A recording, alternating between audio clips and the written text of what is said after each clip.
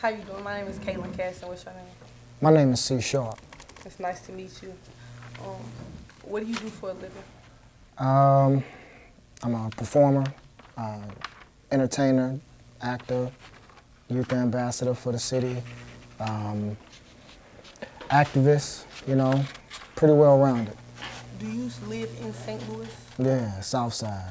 So how long have you lived in St. Louis? All my life, about all my life. What high school did you attend? Hazelwood East, Did you like it? loved it.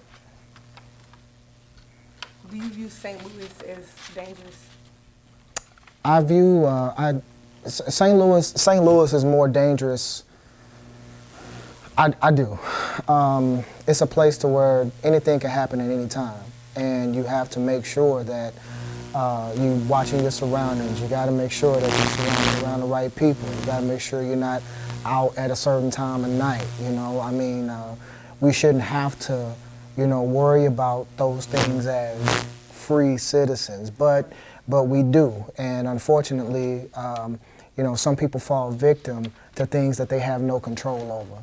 So if you're telling me that something can happen in my life to where I don't have anything to do with it, I don't have any involvement, and I can still be hurt or killed by it, then I would consider that dangerous. Okay. Have you been through a lot of things in St. Louis, like bad situations? Is that the reason why you?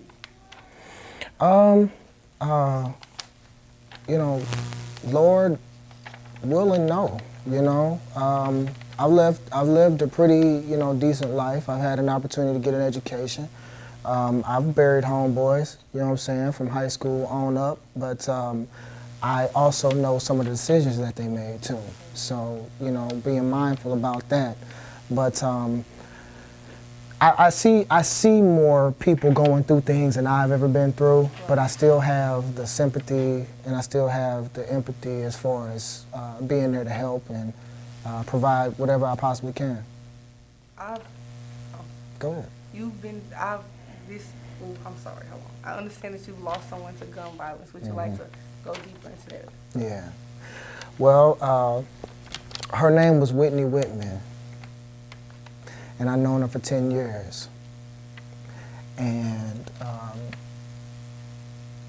I remember when I first got it, when they first told me that something had happened to her, I was on my way to a rehearsal for a play. And this was the week of the show. And I'm talking about just unconsolably, just upset, crying, couldn't believe what had happened to somebody I knew so close to me. And, she would always talk to me all the time about, loving people and understanding people, and everybody didn't have the same opportunities I had, and some people are going through things that I'll never be able to fathom. And, she really put my head in the dirt. And I appreciate her for that. And, losing her, it was difficult. It still is. Like when I say her name, like it's still difficult. How old were you when this occurred? Nah, it wasn't that long ago. I was about last year. So I'm 33 now, 32. Was losing her a surprise? Like out of all people, her out of all people? I mean, if you want me to be honest with you, you know your friends. Right. You know your friends.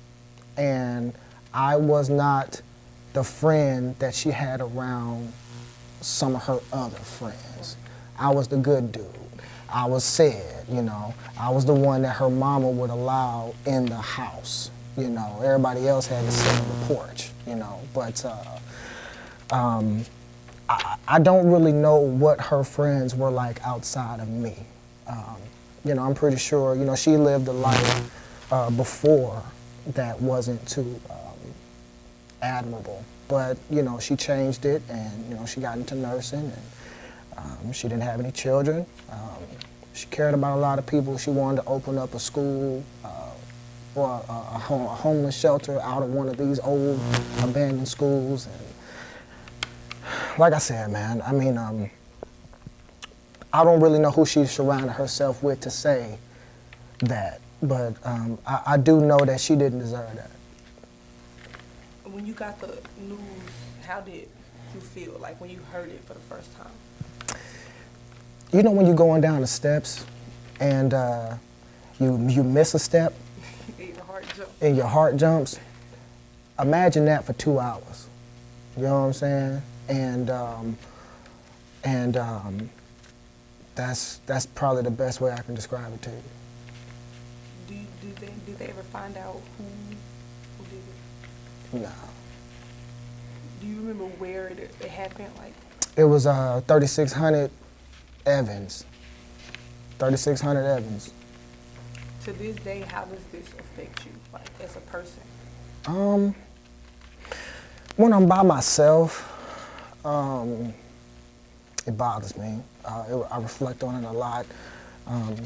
One thing that really gets me through it is like imitating her voice, like what she would say, you know.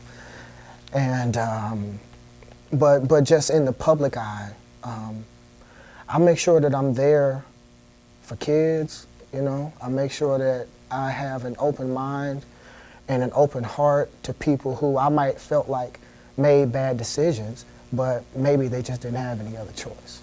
So now I'm a little bit more open-minded about that. I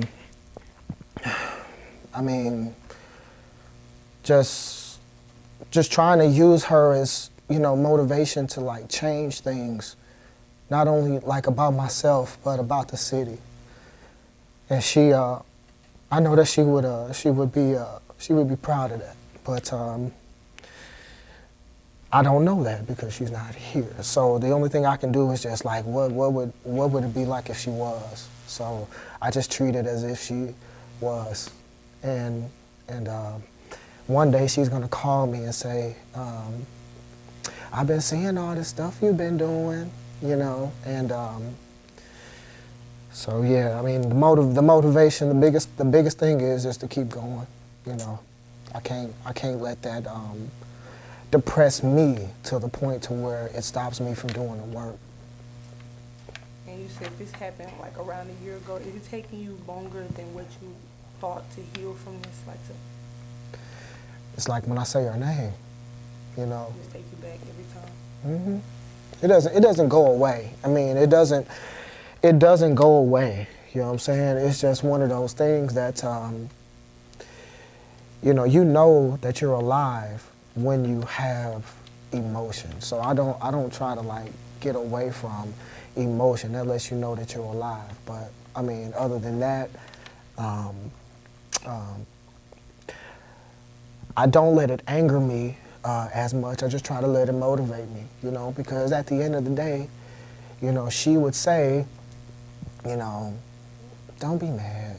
Don't be mad. It wasn't your fault, you know, and try to console me, but I'm not the one missing. You know what I'm saying? So, yeah, I mean, I just try to let it motivate me. That's why I'm here, right? To where if there's something that I could say or something that, you know, I could, you know, express to you or anybody that's in this room, you know, to be more mindful of who your friends are, to be more mindful of where you are, what you're doing, what you're saying, what you're sharing, you know, what you're posting, you know, then it's still the same work, you know, it's still the same thing. So, Is there anything that you would have to say to anyone your age or younger that's in the same boat as you to help them, like, just to push you?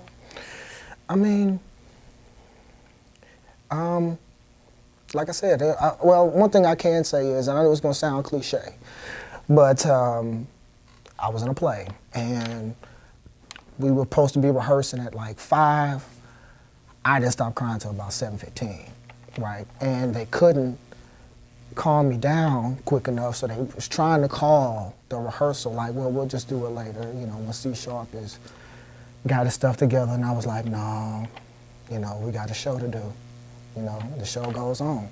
So if there's anything that I can say to anybody is that, you know, the show goes on. you know, and just because, you know, some people may not be in the scene no more, you know, the show goes on. Thank you for taking the time out your day to be interviewed. I really appreciate it. Right Nice on. to meet you. Right on.